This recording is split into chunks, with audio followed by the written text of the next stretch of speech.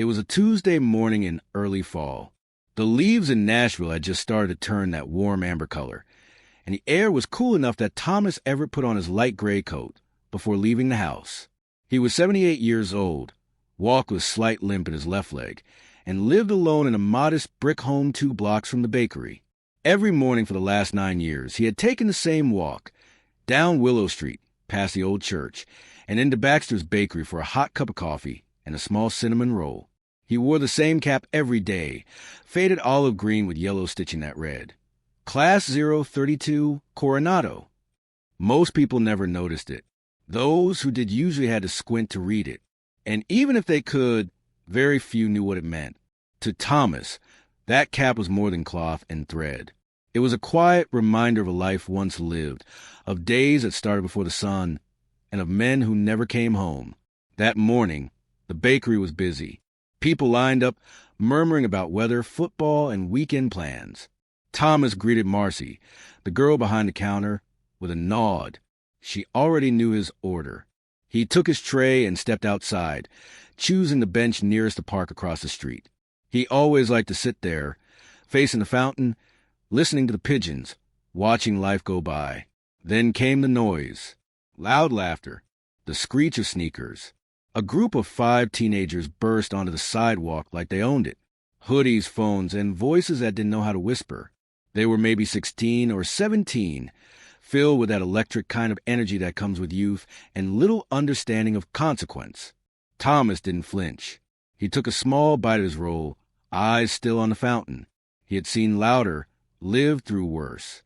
But as they came closer, he felt it, that familiar awareness, the kind that settles in the gut before the mind catches up.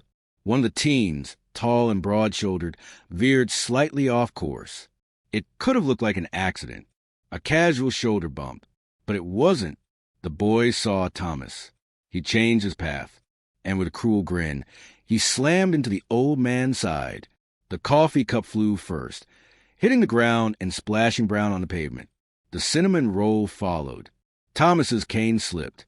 Then his body hit the sidewalk with a hard thud. Laughter from all of them. Cruel, mocking, careless.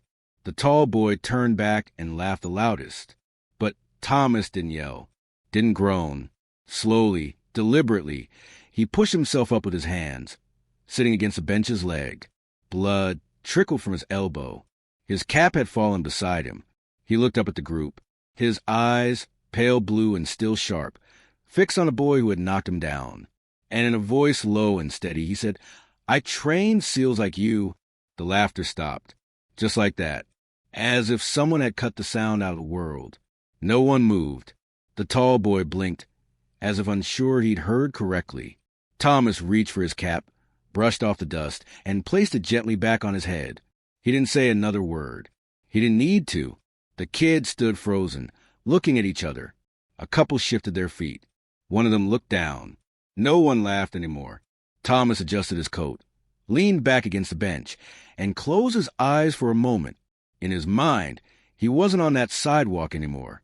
He was back in California, standing on hot sand, watching young men crawl through surf and mud, screaming through exhaustion, earning the right to wear the trident. The cap on his head had never been just decoration. And for the first time in years, someone finally noticed. The laughter had just begun to fade when one of the boys leaned forward, squinting. "What did he say?" he asked, suddenly unsure. The others didn't answer. They'd all heard it, but not clearly. It wasn't loud, not meant to intimidate. The old man had whispered, and somehow that made it louder than a shout. Thomas Everett, still sitting on the cold pavement, placed one hand on his knee and slowly pushed himself upright. He moved with the grace of someone used to pain, someone who didn't fear it. He dusted off his trousers, adjusted his jacket, and reached for the cap that had fallen, the one with the faded stitching. Class 032 Coronado. His eyes scanned the boys.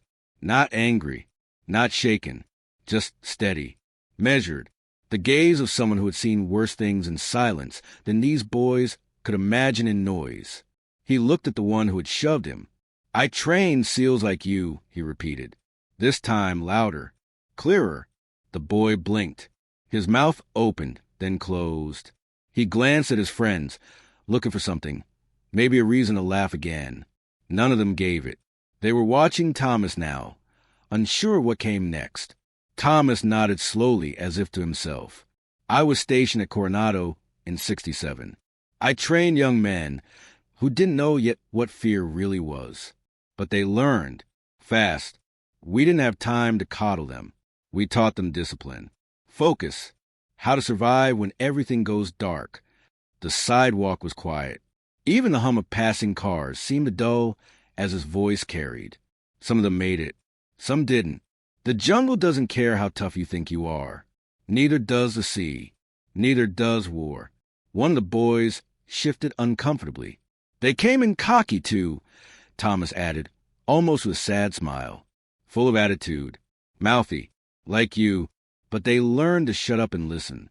Because in the field, arrogance gets people killed. The boy who had pushed him took a step back. But Thomas didn't move. You think shoving down an old man makes you strong? Strength doesn't roar. It whispers. In the dark. In the silence after a shot. In the hand you place on a brother's shoulder when he's about to break. One of the boys, the smallest, suddenly knelt down and picked up the crushed bakery bag that had fallen beside Thomas. "Sir," he said, holding out with both hands. "I'm sorry. I didn't know." Thomas took the bag gently. He looked at the boy, not with scorn, but with something like understanding. "None of you are born knowing," he said softly. "The question is, are you willing to learn before life teaches you the hard way?" The boy nodded quickly. The leader of the group, the one who had done the shoving, stood frozen. He looked like he wanted to run or speak or undo what had just happened.